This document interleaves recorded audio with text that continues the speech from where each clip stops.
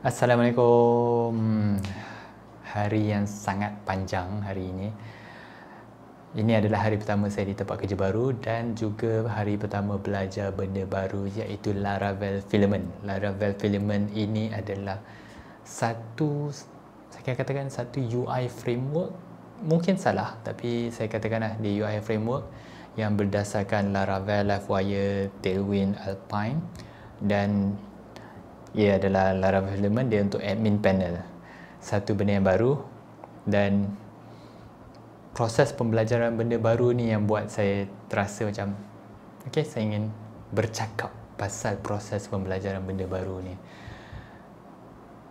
Saya ada terima soalan di mana saya ada terima soalan yang bertanyakan pada saya. Saya ada terima soalan. Saya ada terima soalan tanya macam mana saya belajar, macam mana proses saya belajar. Even bos saya pun tanya, macam mana proses belajar. Kemudian ada satu komen di TikTok pun tanya, adakah belajar sendiri ke sejak 2019 belajar programming. Kemudian ada juga soalan-soalan lain yang berkisahkan benda yang sama, apakah proses saya belajar. Jadi kalau ikutkan, saya ni jenis yang belajar berdasarkan pembacaan. Jadi bila saya masuk belajar sesuatu, saya akan cuba nak faham konteks penggunaan dia. Bagi saya ianya sangat penting untuk saya. Saya tak tahu apa manfaat dia, tapi dia membantu saya untuk betul-betul belajar sesuatu bila saya tahu konteks penggunaan dia, dan saya rasa lebih yakin untuk guna sesuatu itu. Jadi konteks penggunaan itu sangat penting saya, dan biasanya benda tu akan datang bagi saya lebih selesa dengan bahagian dari segi penulisan. Jadi saya akan baca, dan itulah apa yang saya buat tadi. Saya baca filament, baca. Tapi sepanjang saya baca tu saya macam pelik.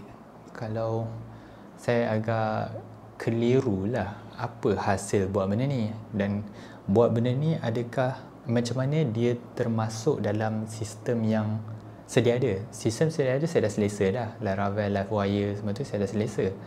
Kemudian macam mana filament tu masuk ke dalam Laravel, Livewire tu, itu yang saya agak keliru lah. Saya macam pelik, macam mana dia berinteraksi kan. So konteks penggunaan tu, use case dia, saya nak tahu macam mana dia digunakan, macam apa impak dia, apa manfaat dia, macam mana hasil dia kan. Jadi saya baca, boleh tahan keliru lah. Dan kemudian saya tahu yang saya sepatutnya cuba buat. Bila kita cuba buat, barulah kita boleh tahu apa yang kita belum tahu. Saya tahu benda tu, saya tahu hakikat tu, tapi nak buat benda tu yang mencabar. Sebab takut tersalah pilih langkah, takut tersalah buat. Kemudian saya dah set up cantik dah, tiba-tiba bila kita buat cara yang salah, jadi rosak benda tu. So kena mula balik daripada kosong. So rasa takut rugi, takut salah, takut tersilap langkah, takut salah faham semua tu, rasa takut semua tu. Walaupun mungkin dia bukanlah takut macam kita takut kena ganja anjing, takut kena pukul orang, dia lain. Tapi keengganan untuk buat tu, saya akan katakan itu sebenarnya takut dibelah dalam ni.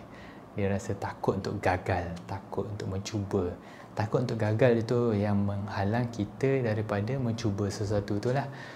Jadi saya tangguhkan buat, padahal dalam kepala tahu je kalau kita terus buat baru kita boleh dapat maklum balas.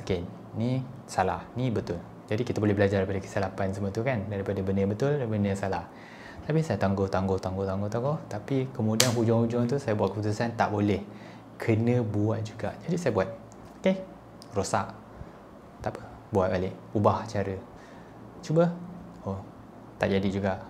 Kemudian cuba, ada yang jadi, ada yang tak jadi. Daripada tu saya belajar. Kemudian saya nampak, macam ni sebenarnya. Dan sebegitulah proses pembelajaran tu. Kalau bagi saya, cara untuk belajar programming adalah dengan kita baca sedikit, cukup untuk tahu apa yang ada, cukup untuk kita tahu apa yang kita boleh cuba buat, kita tahu apa pilihan yang ada. Tak perlu banyak pun, baca secukupnya. Cuba tetapkan had masa berapa banyak kita boleh baca. Kemudian kita tetapkan, dah, sekarang kita nak cuba buat mana ni. Kita nak ada satu teori, mungkin dengan cara ni kita boleh buat ni. So kita cuba teori tu, kita eksperimentasi, kita buat hipotesis ke, kemudian kita buat. Kemudian bila berdasarkan apa yang kita dah dapat tu, ilmu yang kita dapat, pengalaman kita dah dapat, kita masuk ke fasa seterusnya, iaitu berdasarkan apa yang kita dah baca tu, kita cuba keluar sikit daripada lingkaran tu, lingkungan ilmu yang kita dah ada tu. Kemudian kita cuba buat benda tu pula. Okey, akan salah, okey, tak apa. Kemudian kita kembangkan. Jadi proses pengulangan, contoh bila kita kena buat ni lah, yang asas kan kita dah buat. Kemudian kita cuba teroka yang kat sini.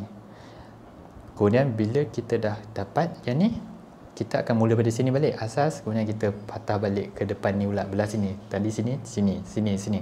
So bila kita ulang alik keluar, kita mula menjangkau keluar tu, yang asas ni insya-Allah akan makin lama makin bagus sebab kita banyak kali ulang. Dan benda sama juga terpakai bila kita dah, contoh ni adalah yang awal, okey. Kemudian yang ni bila kita banyak kali ulang, ini pula akan jadi asas kita. So asas kita dah besar ni lah. Kemudian kita kembangkan lagi ke sini pula jadi asas kita. Kita kembang. Itulah cara untuk kita bina kemahiran kita.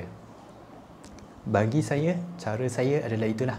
Baca sikit, tak perlu semua, tak perlu tahu semua benda, sebab tak semestinya dengan belajar begitu banyak sekali tanpa amali, tak semestinya kita sebenarnya faham apa konteks tu, apa cara guna dia, apa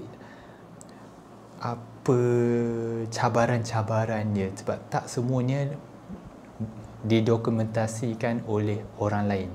Itu boleh jadi adalah sesuatu yang kita perlu teroka dulu. Kita guna, betul, kita guna ilmu orang, kita guna pengalaman orang untuk percepatkan proses pembelajaran kita.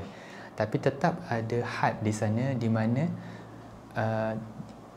ia bergantung pada apa orang dah kongsikan. Tak semua ada dekat luar sana. Masih banyak lagi yang orang tak sempat nak tulis.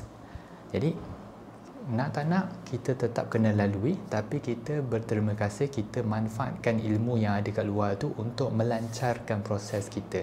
Kita baca, tapi lepas tu kena buat. Tak boleh baca je. Sebab banyak lagi benda yang kita boleh belajar dengan membuat sesuatu itu. Jadi itu yang saya belajar hari inilah, yang saya rasa penting. Jadi sesiapa yang tanya, okay, macam mana nak mula programming, saya akan katakan pilih satu jalan, iaitu contoh pilih bahasa, pilih apa yang nak dicapai. Tak apa, ulang je apa yang orang buat. Anda tak patut ada idea yang begitu original sangat, just buat je saja. Sebab matlamatnya adalah untuk buat sesuatu. Buat, belajar, ulang-ulang banyak kali, ulang. Dan jangan takut untuk salah, jangan takut untuk gagal. Sebab daripada setiap tu kita akan belajar. Tak apa, salah tak apa, ulang balik, buat balik, ulang balik, buat balik.